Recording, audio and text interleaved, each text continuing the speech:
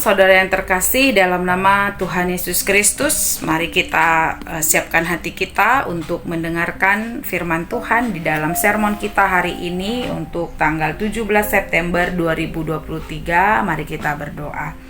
Terima kasih Tuhan atas kebaikan-Mu dalam hidup kami. Sebentar kami akan mendengar firman Tuhan sebagai bahan persiapan kami untuk pelayanan kami di tanggal 17 September 2023. Kiranya berkat Tuhan, hikmat Tuhan yang mengajari kami sehingga kami boleh membagikan firman-Mu kepada anak-anak KKR.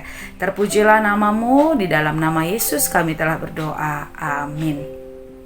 Saudara yang terkasih, hari ini sermon kita diambil dari Keluaran 2 ayat 1-8. Beginilah firman Tuhan. Musa lahir dan diselamatkan. Seorang laki-laki dari keluarga Lewi kawin dengan seorang perempuan Lewi. Lalu mengandunglah ia dan melahirkan seorang anak laki-laki.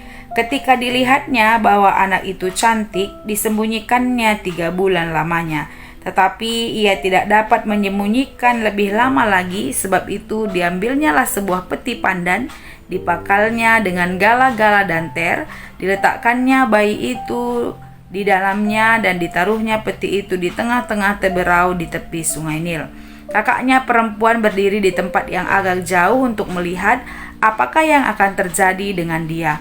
Maka datanglah putri Firaun untuk mandi di sungai Nil. Sedang dayang-dayangnya berjalan-jalan di tepi sungai Nil, lalu terlihatlah olehnya peti yang di tengah-tengah teberau itu, maka disuruhnya hambanya perempuan untuk mengambilnya.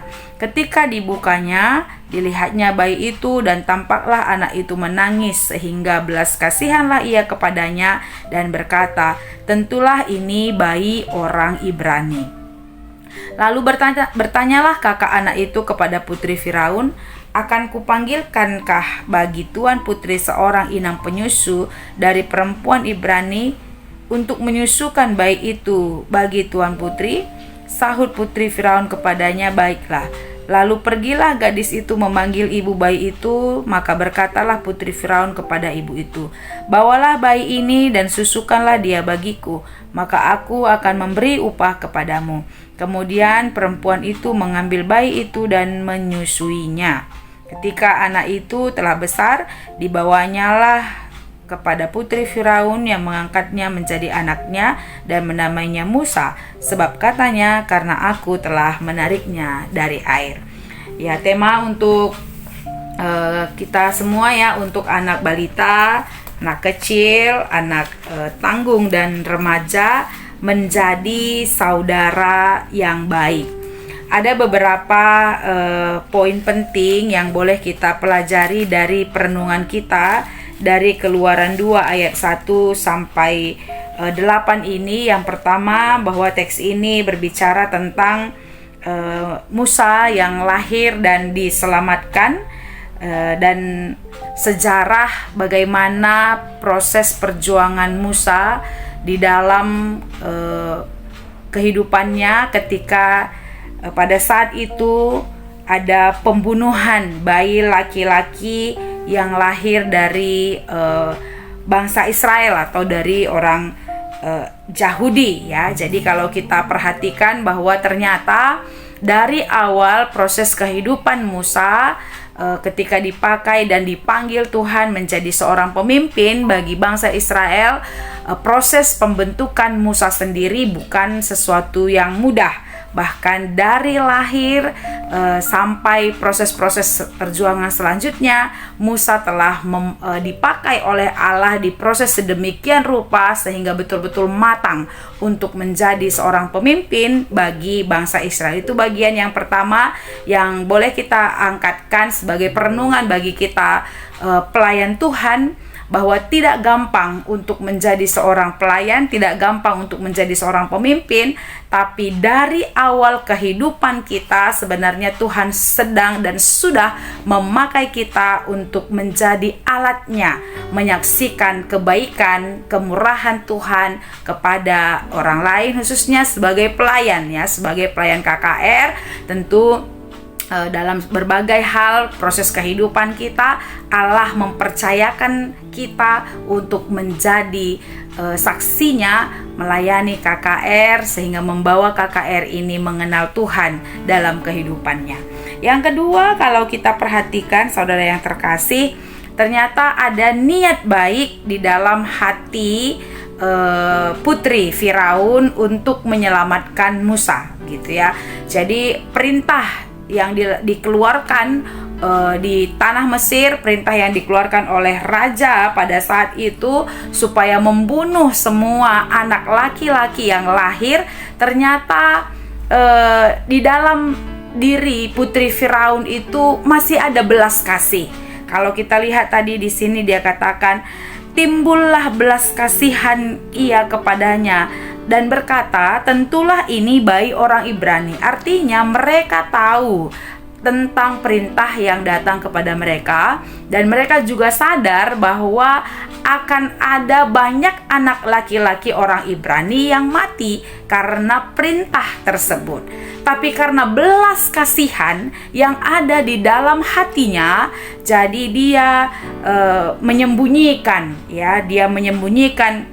anak laki-laki itu, dia mengambilnya dari air dan dia menyembunyikannya supaya apa? Supaya anak laki-laki itu tidak terbunuh, supaya dia tidak mati sia-sia, dan supaya ya seperti itu tadi ya, bahwa perintah itu terdengar ke seluruh negeri. Tapi karena ada belas kasihan dalam dirinya, dalam diri putri Firaun itu, meskipun ada perintah yang sudah terdengar ke seluruh negeri dan dia pahami itu adalah sebuah kejahatan bagi bangsa Ibrani, maka dia berani mengambil resiko, dia berani mengambil tantangan, dia berani untuk keluar dari perintah Raja Firaun dan kemudian menyembunyikan anak yang didapatnya dari air tersebut. Itu adalah bagian yang kedua yang bisa kita renungkan, bahwa ternyata dalam proses perjalanan kehidupan tentu tidak mudah untuk mengabarkan kabar sukacita. Dalam proses pelayanan juga tidak mudah untuk menawarkan kebaikan atau sukacita yang Allah berikan. Tapi dalam ketidakmudahan itu, ketika kita ada berbelas kasihan dalam hati kita, ketika hati kita melayani dan mengasihi lebih sungguh, tentu semua tantangan, semua proses itu boleh kita lewati bersama. Ini menjadi perenungan juga bagi kita sebagai pelayan KKR. Tidak mudah untuk mengabarkan kabar sukacita, tidak mudah untuk taat kepada Tuhan, tidak mudah juga untuk bisa menjadi saksi bagi orang lain, khususnya sebagai panutan bagi anak KKR. Tapi dalam ketidakmudahan itu kita diberikan Tuhan hati yang tulus, hati yang rindu, hati yang betul-betul diperbaharui oleh Allah, sehingga kita melakukan kebenaran, sehingga kita melakukan apa yang baik, melakukan apa yang benar, terus berjuang dalam proses pelayanan yang dipercayakan Tuhan bagi kita, sehingga kehidupan kita boleh menjadi saluran berkat bagi orang lain, sama seperti putri Firaun ini, dia menjadi saluran berkat bagi Musa. Ya, bagian yang ketiga kita lihat dari diri Miriam. Miriam ini adalah kakak daripada Musa, sehingga ada tindakan yang dia lakukan. Ya, ada tindakan yang Miriam lakukan selain melihat Musa berjalan menyusuri sungai Nil itu, ya maksud kami ada di peti pandan itu ya, di peti pandan itu. Kemudian Miriam melihat situasi yang ada di situ dan dengan sigap dia langsung mendatangi putri Firaun. Ketika putri Firaun melihat dan berbelas kasih kepada seorang bayi laki-laki di peti pandan tersebut, Miriam langsung dengan sigap menawarkan dirinya ya, menawarkan dirinya, menawarkan idenya, menawarkan kira-kira cara pandang siapa yang bisa mengasuh sampai besar anak-anak ini. Dan dia tawarkan, aku akan membawa dia kepada seorang ibu yang boleh menyusukan dia. Dia tawarkan idenya, dia tawarkan tindakannya, dia tawarkan gagasannya yang kemudian gagasan itu, ide itu, tindakan itu diterima dengan baik oleh putri Firaun itu. Kemudian dia bergegas memanggil ibunya, maka dialah yang akhirnya, ibunya sendirilah yang akhirnya menyusui dia dan sampai besar. Ya, sampai besar tadi disebutkan di sini, dan anak itu dinamai Musa sebab katanya, karena aku telah menariknya dari air. Perhatian, kepekaan, ketegasan, dan bahkan keberanian seorang Miriam kemudian menyelamatkan Musa dari pembunuhan yang sudah betul-betul sudah dikumandangkan di negeri Mesir. Nah, keberanian, perhatian, kepekaan, dan ide-ide gagasan yang langsung disampaikan oleh Miriam kepada putri Firaun itu adalah sebuah tindakan yang kami pikir adalah lahir dari hati, kepekaan yang timbul dari hati kepada putri Firaun itu, sehingga kita lihat itu muncul karena rasa kasih sayang yang ada dalam diri Miriam. Nah, begitulah ya saudara-saudara yang terkasih, guru-guru KKR, tentu ini juga menjadi perenungan bagi kita. Bagian yang pertama, kedua, dan hari ini yang ketiga menjadi perenungan bagi kita supaya ada kepekaan juga dalam diri kita kepada saudara-saudara kita. Bukan hanya karena kita satu darah, bukan hanya karena kita satu orang tua, saudara kandung, dan lain sebagainya, tapi karena kita saudara di dalam Kristus, kita tentunya juga boleh membawa kabar baik, saling mengasihi, menimbulkan kepekaan, bahkan keberanian untuk menolong, keberanian untuk mengutarakan pendapat, gagasan bagi saudara-saudara kita, khususnya mungkin saja di dalam sesama kita, pelayan-pelayan Tuhan, untuk boleh bertumbuh sebagai saudara di dalam Tuhan. Dan kehadiran kita sebagai guru tentunya juga boleh membawa kabar baik bagi adik-adik kita, supaya anak-anak KKR ini juga boleh mengenal Tuhan. Ya, boleh mengenal Tuhan, boleh merasakan kasih sayang Tuhan, dan mereka juga bisa menjadi saudara bagi orang lain, meskipun di dalam persatuan KKR itu tidak melulu saudara kandung. Nah, itu 3 bagian yang boleh menjadi perenungan bagi kita guru-guru KKR, bahwa Allah lah yang membentuk kita semakin matang, semakin dewasa dalam mengikut Tuhan, dan juga ada belas kasihlah dalam hati kita, dan saling mengikat dalam rasa kasih sayang persaudaraan di antara kita, sehingga kehadiran kita boleh menjadi contoh, menjadi teladan bagi anak-anak sekitar kita, khususnya KKR GBKP di tempat kita melayani. Demikian untuk balita ya, temanya menjadi saudara yang baik. Anak-anak diajak untuk menyebutkan tema, menyebutkan peran saudara berdasarkan teks, dan menyebutkan contoh-contoh perbuatan yang baik. Tentu di anak balita ini kita menunjukkan gambar-gambar gitu ya, gambar-gambar tentang perbuatan yang baik, misalnya menggendong adik, menolong adik yang jatuh, menolong kakak, membersihkan rumah, dan lain sebagainya. Dan juga menumbuhkan rasa persaudaraan begitu, rasa kasih ya. Dari gambar-gambar itu kita mau menunjukkan anak balita pun bisa menjadi saudara yang baik. Misalnya mau bermain bersama, membersihkan rumah bersama-sama, dan lain sebagainya. Boleh juga anak balita ini diarahkan, dipanggil untuk berangkulan begitu ya, untuk berangkulan, bahwa diingatkan kembali kita ini ikatan saudara satu dengan yang lain, meskipun kita tidak satu rumah, meskipun kita tidak satu tempat tinggal ya, tidak tidak bersama-sama di sekolah dan lain sebagainya, tapi kita semua adalah saudara di dalam Tuhan. Jadi anak balita diajak untuk lebih peka melihat temannya itu sebagai saudara di dalam Tuhan. Dan apa yang harus dilakukannya kepada saudara dalam Tuhan, tentu harus saling mengasihi, saling menolong, sama-sama untuk bisa menunjukkan kasih Tuhan dalam hidupnya. Kemudian untuk anak kecil menjadi saudara yang baik, ya. Di sini menjelaskan pengertian saudara berdasarkan teks bagaimana Miriam peka dan juga mengasihi Musa, mengasihi adiknya, mengasihi saudaranya. Nah, di situ dijelaskan bagaimana dia berani terus menatap dari kejauhan apa yang kira-kira terjadi dalam diri Musa, memperhatikan dan melihat. Kemudian ketika dia lihat situasi keadaan yang berkembang di sana, dia langsung datang menawarkan diri supaya bisa Musa tetap hidup, Musa tetap bisa dipelihara di tengah-tengah keluarganya.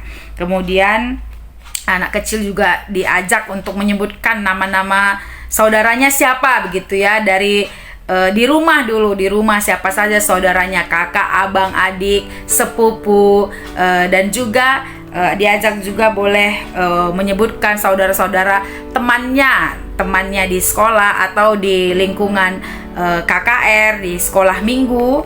Kemudian menyebutkan contoh perilaku menjadi saudara yang baik. Jadi di anak kecil ini juga ditekankan bagaimana menceritakan atau memberikan contoh, ya, memberikan contoh perilaku menjadi saudara yang baik.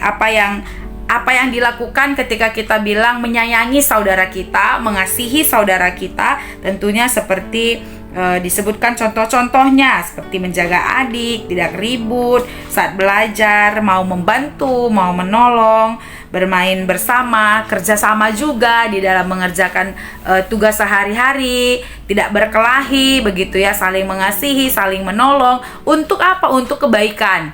Jadi ada juga saling menolong untuk yang jahat, sama-sama berbohong misalnya, itu tidak dibenarkan gitu ya, atau sama-sama melawan orang tua, sama-sama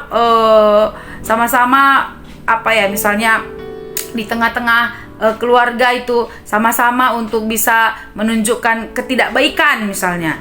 Nah, itu tidak baik. Tapi menjadi saudara yang baik itu saling mengingatkan. Kalau ada saudara kita yang mengajak kita berbohong, kita ingatkan supaya dia tidak terjerumus ke dalam kebohongan yang akhirnya memang berdosa, begitu ya. Jadi saudara yang baik itu juga saling mengingatkan dalam kesalahan, bukan hanya satu-satu aja yang baik begitu, enggak, tapi sama-sama mengingatkan apa yang harus dilakukan, apa yang baik, dan dikerjakan bersama-sama gitu ya. Jadi untuk anak tanggung, temanya juga menjadi saudara yang baik, menjelaskan tema.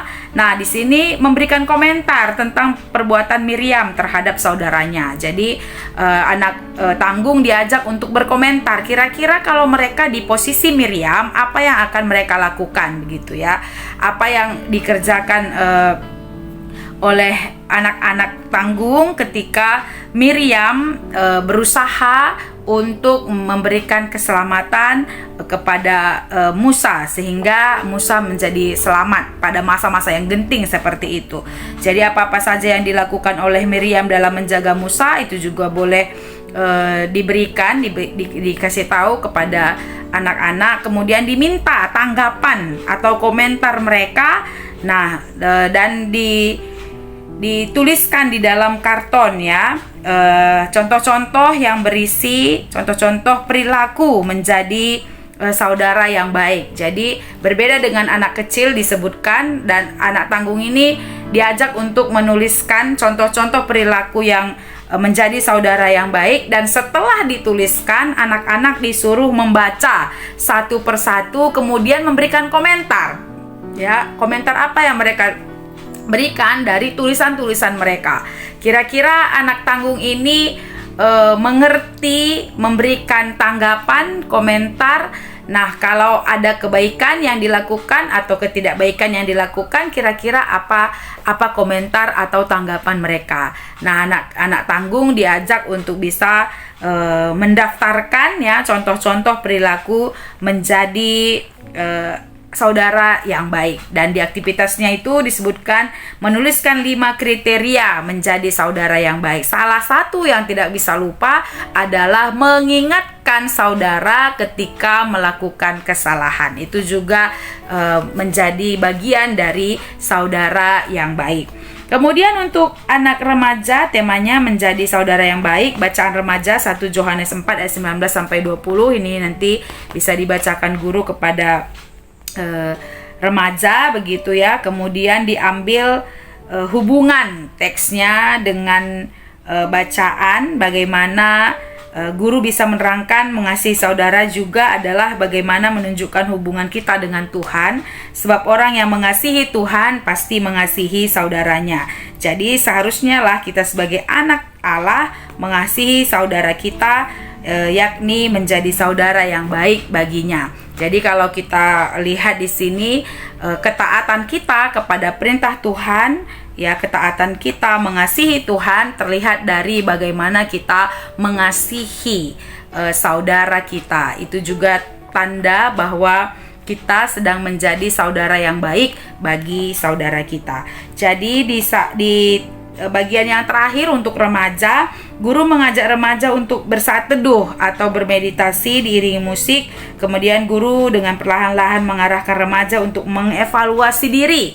Bagaimana, apakah mereka sudah menjadi yang baik? Kalau sudah, tetap berdoa supaya tetap dikuatkan. Kalau belum, semakin disiplin dalam berdoa supaya bisa memperbaiki diri.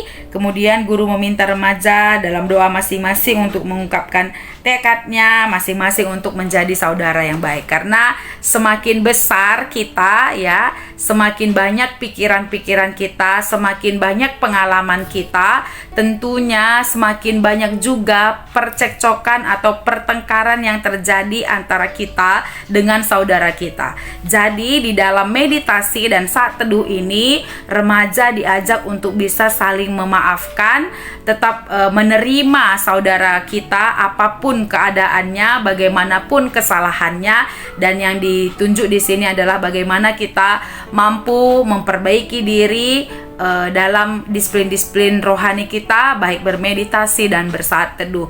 Karena tidak selamanya juga dalam hubungan persaudaraan itu tetap mulus, tetap baik, tapi pasti ada juga mungkin kesalahannya, sering berantem, bertengkar, dan lain sebagainya. Tapi dalam meditasi ini anak remaja diajak untuk bisa merenungkan dan memperbaiki diri, mengevaluasi diri untuk bisa menjadi seorang pribadi, ya, seorang pribadi menjadi saudara yang baik bagi orang lain. Berarti bukan hanya tuntutan orang lain yang menjadi baik bagi kita, tapi kita juga menjadi baik bagi orang lain. Jadi itu kegiatan-kegiatan pengajaran yang boleh kita lihat dalam renungan kita hari ini. Selamat melayani bagi kita semua guru. Kiranya hikmat kepintaran yang datangnya dari Tuhan mengajari kita untuk boleh menjadi berkat bagi KKR GBKP dimanapun berada. Salam sehat, menjua-jua, membantah kerina.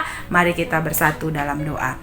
Terima kasih Tuhan Yesus untuk berkat Tuhan yang boleh kami rasakan dalam hidup kami. Kiranya kebaikan Tuhan yang melindungi kami sehingga apa yang kami perdengarkan di dalam kebaktian kami nantinya boleh menjadi berkat bagi KKR dimanapun berada. Engkau persiapkan kami sebagai guru-guru, sebagai pelayan firman Tuhan supaya boleh mempersiapkan diri lagi di dalam pelayanan ini. Terpujilah namamu, di dalam nama Yesus Kristus Tuhan kami telah datang berdoa dan mengucap syukur. Amin.